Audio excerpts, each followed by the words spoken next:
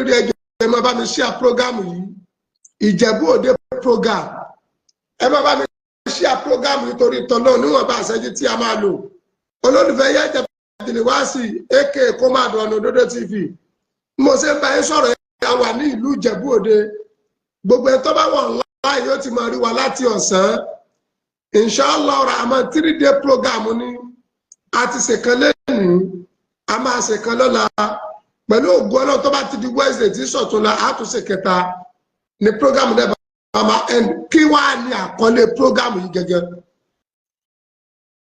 kí ni tọ́pìkì program yìí kí ni tọ́pìkì program yìí àwọn bàbá wa rọ́bìtà àwọn ni wọ́n gbé ètò yìí kalẹ̀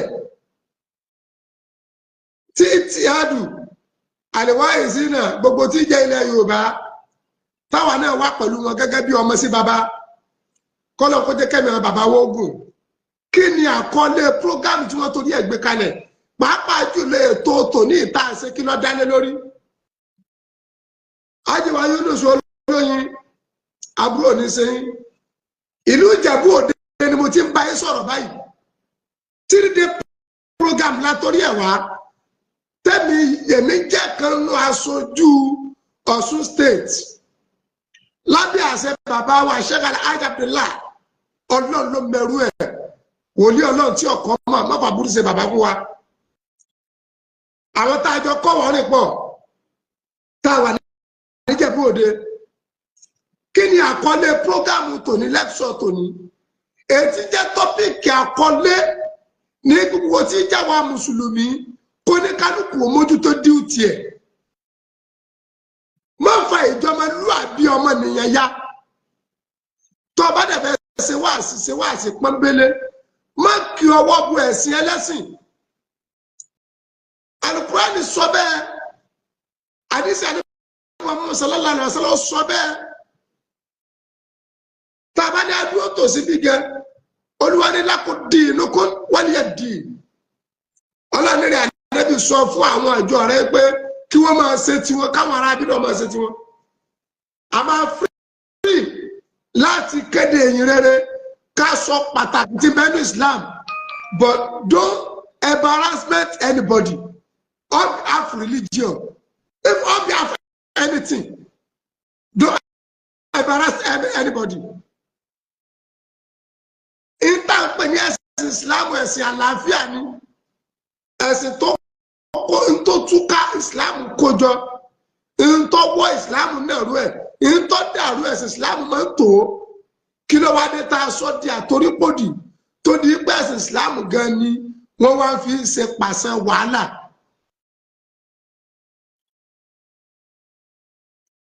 Òní nísìnyí prógámù tá a fi òní Monday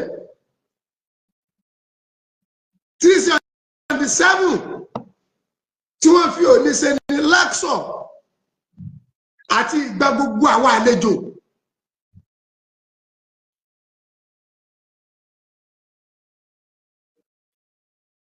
Ájíwá Yunus olóyin wà láì ọlọ́ni kó ṣàánú wa Al-Qur'ani ọ̀rọ̀ Ọlọ́run ò ní lọ láìṣẹ Olúwa ní tẹ́ ẹ bá ti ń bú ẹ̀sìn wọn wọ́n máa kọwọ́ bọ tí bọ́lá ń ṣe tó àti ọ̀sẹ́lá Muhammad torí bí àwọn ò ní mọ̀ nípa ẹ̀ ṣé kò wá máa ṣẹlẹ̀ tàbá dẹ̀ fẹ́ sọ reality direct ètò pọ̀jù ọwọ́ àwa mùsùlùmí ló ti wá ọ̀pọ̀lọpọ̀ ẹlòmíì tí ọmọ bó ṣe fẹ́ pírísẹ́ǹtì ọ̀rọ̀ Ọlọ́run bóyá kí wò yé ọlọ́ọ̀lẹ́ kí ó rí wọ́n kọ́pì fún rí bóyá ẹlòmíì lọ skul tó ti bẹ̀ kéwú òun náà kẹ́ bóde yọ tẹ́lẹ̀ sí rẹ̀ lójú yọ dẹ̀ kó bẹ̀rẹ̀ wá sí at least wóró ní ọmọ náà máa wú. ẹlòmíì jáde lọ́lọ́ tọ́sọ rẹ̀ dá fún wá sí àdéhùn sàràsàrà ẹ̀sìn tó kóyè mọ́ra lẹ́sìn Islam ìwọ tó fẹ́ júwe Ọlọ́run fún yẹn ẹni tó fẹ́ júwe Ọlọ́run fún tó bá ti mú bí ọ̀tá tí ò sí ìrẹ́pọ̀ láàrin yín tí ò sí àjọṣepọ̀ láàrin yín tí ò sí àjọṣepọ̀ láàrin yín báwo ló sì fẹ́ júwe Ọlọ́run tó fẹ́ júwe fún. àwọn bàbá wa bá wa sọ̀rọ̀ bákan náà wọ́n sọ̀rọ̀ nípa gbogbo tí jẹ́ lọ́balọ́ba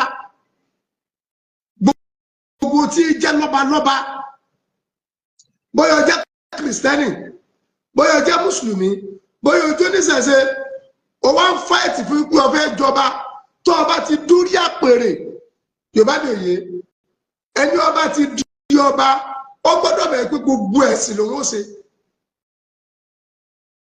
tó ọba jẹ́ mùsùlùmí tó ọfẹ́ ìjọba tó ọfẹ́ joyè mọ́sáàsì ni ó ti lọ joyè tó ọba jẹ́ kìrìsìtẹ́nì tó ọfẹ́ joyè tó dẹ̀ jẹ́ pé ẹ̀sìn rẹ nìkan lọ́fẹ́ fèsì ṣọ́ọ̀ṣì ni ó ti lọ joyè tó ọba jẹ́ oníṣẹ̀ṣe tó ọfẹ́ jí oyè ọgbọ́n ilé ni ó ti lọ joyè má kọ lẹ́tà sí pé ọ̀fẹ́ ìjọba. àwọn bàbá wa dẹ̀ tún sọ pé gbogbo ẹni tó bá ti wá ní pé ó wà lórí àpèrè ọba tó bá jẹ́ pé mùsùlùmí ńlọjẹ́ tó fi di ọba tó bá ti kú láyé kí wọ́n sin ní ìlànà mùsùlùmí gbogbo ẹ̀yin ládéládé orí adé ẹ̀mí yóò máa gùn ẹnìkan kò ní kánjú kú nù yín ọlá àpọ̀lá lùkùránì bẹ́ẹ̀ bá jẹ́ kìrìsìtẹ́nì tọ́lọ́ ń fi kádàrá Ọlọ́run sọ́dọ̀ba tó bá ti kú láyé kí wọ́n sin nílànà kìrìsìtẹ́nì nílànà citizen.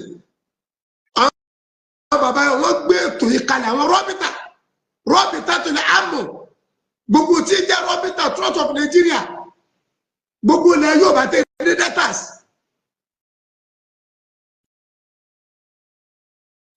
Tá a bá tẹ̀lé eléyà nísìnyí kí ni mùsùlùmí àti kìrìsìtẹ́nì kí láàmú bára wa jẹ̀ sí náà kí ni mùsùlùmí àti kìrìsìtẹ́nì àti oníṣẹ̀ṣe kí láà sọ̀rọ̀ àwọn dọ̀tà sí náà sẹ́mi ni mo sọ pé kí kìrìsìtẹ́nì máa jẹ́ kìrìsìtẹ́nì it's not me it's not you sẹ́mi ni mo kọ̀mándì pé kí islam máa jẹ́ islam ni it's not me it's not you sẹ́mi ni mo sọ pé káwọn kan máa wà kájọ́ ṣẹ̀ṣẹ̀ ni it's not me it's not you Olódùmarè lọ́mọ tó gbà tó fi dúrọ́pù ẹ̀ka nà fún wa ta ló fẹ́ sọ ẹ́ pọ́ lọ́wọ́ ọmọ nǹkan tí ń ṣe nígbà téèyàn ya wèrè tó bá jẹ́ àfáà tó bá jẹ́ mùsùlùmí ṣe dáwà rẹ ṣe wáàsí rẹ jẹ́ ká yẹ mọ pàtàkì bí islam ṣe dáa tó jẹ́ kí wọ́n mọ àǹfààní tí ń bẹ́ẹ̀ bẹ́ẹ̀ jẹ́ kí wọ́n mọ ọlá tí ń bẹ́ẹ̀ bẹ́ẹ̀ má kọwọ́ bọ ẹ̀sìn ẹnì kankan lọ direct má bu ẹ̀sìn ẹnì kankan má yàkàyàkà ẹ̀sìn ẹnì kankan ìwọ sọ wéètì tí ẹ̀sìn rẹ ní inna dina inda Allahi Islam sọ wéètì tó ní bil hikma wà mọ́ ìsàtúni asana pẹ̀lú ọgbọ́n àti wáàsí tó dáa. Don't bully anybody. Don't bully anybody. Má bully ẹni kankan. Tó bá lè jẹ́ Kristẹni. Tó wá bẹ́ẹ̀ ṣe wáàsí. Go to straight. Don't bully anybody. Gbogbo èèyàn ní sẹ́sẹ́ ẹ̀bọ́ lẹ̀ ń bẹ̀rẹ̀ padà níbi tẹ́ ń tọ̀ yẹn. Ẹ̀sìn kan ní ọ̀sọ̀ wá dọ̀tá. Kùránì jẹ́ kó yé wa pé tó bá wu Olúwa tó fẹ́ kí gbogbo ayé ó jẹ́ Mùsùlùmí ká jẹ́ Islam. Olúwa lágbára àti ṣe bẹ́ẹ̀. Tọ́lọ̀ bá fẹ́ kí gbogbo ayé ó jẹ́ Kristẹni. Ọlọ́run lágbára àti ṣe bẹ́ẹ̀. Tọ́lọ̀ bá fẹ́ kí gbogbo ayé ó jó níṣẹ̀ṣe. Ọlọ́run lágbára àti ṣe bẹ́ẹ̀. Ṣé nígbà tó wá fọ ká sẹ́mi ní wà pé mo fẹ́ pàkan rẹ àbẹ́yìn lẹ́pẹ̀ fẹ́ pàkan rẹ àbí wọn lọ́pọ̀ fẹ́ pàkan rẹ Allahu a'lamu bí mùràdì yìí bì sálíkà èyí tó fi pín yẹlẹyẹlẹ Ọlọ́run lọ́mọ tó gbà lérò Allahu a'lamu bí mùràdì yìí bì sálíkà èyí tó fi pín yẹlẹyẹlẹ Allahu a'lamu bí mùràdì bì sálíkà Ọlọ́run lọ́mọ tó gbà lérò náà why? Nothing concern you, nothing concern me.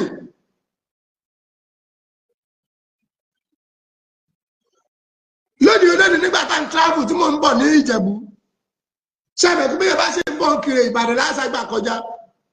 Mo dẹ̀ kọjá bọ̀ mo rí ọ̀rẹ́ mi, I see my real tightly friend who ẹbí mi léèrè pé ta lọ̀rẹ́ mi o, ẹ béèrè, ẹ jẹ́ bá mi sí àpọ́gámù nítorí tọ́lọ́run, ẹ bá mi sí àrẹ, gbogbo ẹ̀yin olóríire ẹ̀yin alálùbárí ẹ bá mi sí àrẹ, ẹbí mi léèrè pé ta lọ̀rẹ́ mi tí mo rí, ẹbí mi léèrè ní ẹjọ́ pé ta ẹbí mi pé ta lọ̀rẹ́ mi tí mo rí.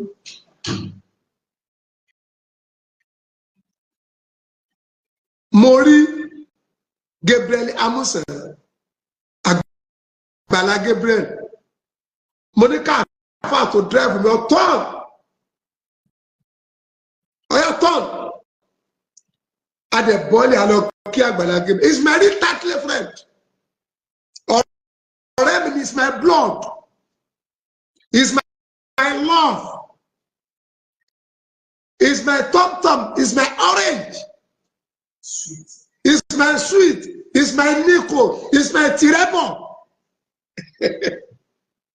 Agbala Gabriel is my original real 200 million tightly friend.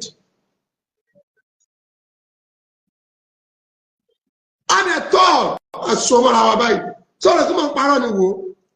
Èmi àti Agbala Gabriel rè. Jẹ́ kí n fọ́tò wa hàn. Jẹ́ kí n gbé ẹ débẹ̀. This Agbala Gabriel, ọkùnrin Ọlọ́run.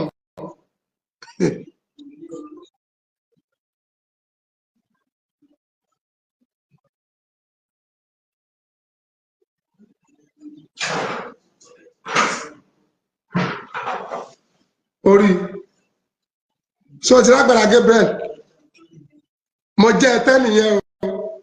This today today 7, today's Monday, me and my friend ọ̀nà òdodo TV èmi ọkùnrin Ọlọ́run sáwọn alájúlẹ̀ kẹ̀kẹ́ fún Islam ní súná ti ṣe tiẹ̀ ẹ̀sìn Islam ìṣẹ̀sìn jàgídíjàgan ẹ̀sìn tó appreciate lẹ̀sìn Islam ẹ̀sìn tó mọ iye yẹn lẹ̀sìn Islam ẹ̀sìn tó dá Ọlọ́run mọ̀ lára ẹni kọ̀ọ̀kan ìhà tó lọ́ wọn kọ sí ọkọ ní ọkọ sí ni ojú tó lọ́ wọn kọ sí ọkọ ní ọkọ sí ni ipò tó lọ́ wọn fi ọ sí kọ́ ní òfin mi sí. Why you bully me? Kí ló tó ń bully mi? So abẹ́ kọ́ lọ́wọ́ bully ẹ̀ pa ni. Òun wá mi ni. Àbí.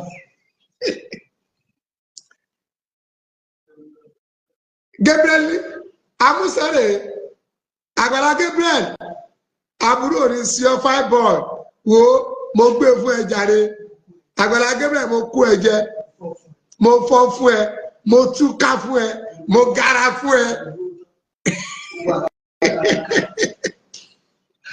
Wallahu yasimuka minan nas.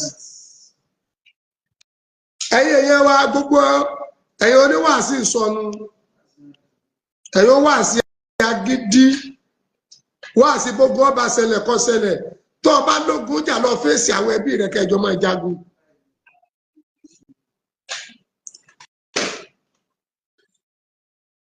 Ẹni tí ọba ságbèsè kankan nù orí ayé rẹ̀ ni ọmọ pé báyìí ọba parẹ́ kó parẹ́. Ẹni ọba mọ tó ní lákàntì tọmọ tó nínú ilé tọmọ rú oríire tí expect tí ẹ bá lógun bọ̀ yóò mọ ọbẹ náà kọlọ méjì arógun. Àmọ́ tó bá jẹ́ pé búrẹ́dì ni tí òyò rẹ̀ yóò ní báyìí ọba parẹ́ kó parẹ́. Nígbà tí ó jùnú débi kórìíye ẹ tí ò ní nǹkan kan ẹbí ẹni tó bá fẹ́ yàwó lànà rẹ̀ máa kú. Bàbá mi ìmọ̀ fẹ́ bẹ́ẹ̀ ẹni tí ò níyàwó àná rẹ̀ ò lè kú. Ẹni tí ò ṣe ọ̀kẹ́ tí ẹ bá lè yẹn yálé fọ́gá ṣe bẹ́ẹ̀ ni ó ní mọ́tò àbí tó ní mọ́sí nìyẹn yálé fọ́gá.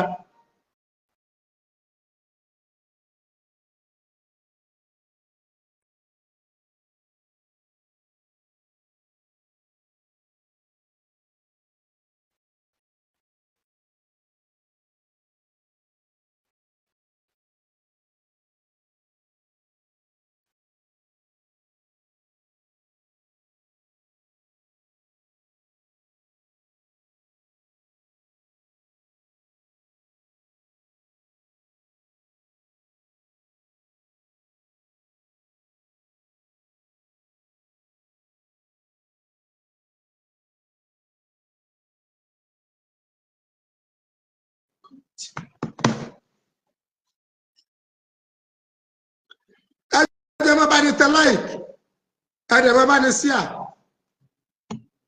ìwà làwọn àfáwọn akọ́ tí wájú fún anybody torí bí ó sálàmù Muhammad sallallahu alaihi wasallam ẹni olúwa torí ẹ̀dá ayé àtọ̀run gan Rasulul Karim aṣìmí ijó abúté ijó àbáni Muhammadun basharu wàlẹ́sà kálíbàsárì ṣírò ní àkíkì wàrọ́bù tọ́ àsàmàwò nígbà tó bá tó ní Rasulul Karim gòrò yìí rẹ̀ ìwà ni wọ́n ìròyìn ẹ̀ ò níwọ̀ láàfáà ní ọ́ ò ní ṣe tí ẹ bá yẹn ṣe bí tí ẹ fi máa ń bá yẹn gbé olóòkéwú kéwù ni kéwù ṣètánì sọ ọmọ kéwù tó ṣètánì ni gbogbo kéwù tó ṣètánì mọ̀ pátá ṣe bọ́ padà fi jìyà ni olúwa padà fi gbé ẹ̀rọ ẹ̀ pẹ̀lú wèrè ọ padà rí ọjímù ni ọdẹ ní ìjùlọ ọ̀pọ̀ ó lulẹ̀ ni ìmọ̀ta abámọ̀ta àfi tó ìlú àfi tú àdúgbò àfi tú agboolé àfi tú àárín ọ̀rẹ́ méjì ṣe mọ̀ nìyẹn ni.